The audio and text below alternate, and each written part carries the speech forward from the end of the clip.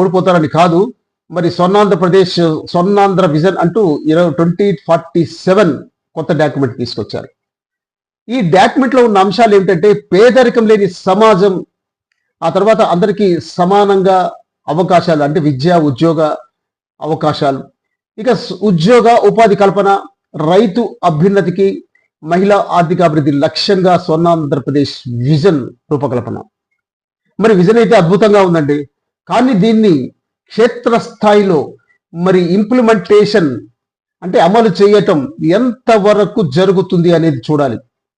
మరి జమిలీ ఎన్నికలు అంటున్నారు, మరి మరి వాయిదా పడిందో లేదో తెలియదు 2027కి అని అంటున్నారు, లేదా చంద్రబాబు నాయుడు స్వయంగా 2029 తర్వాత ఎన్నికలు జరుగుతాయని చెప్తున్నారు.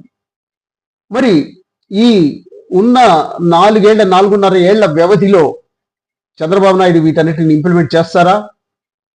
చంద్రబాబు మీద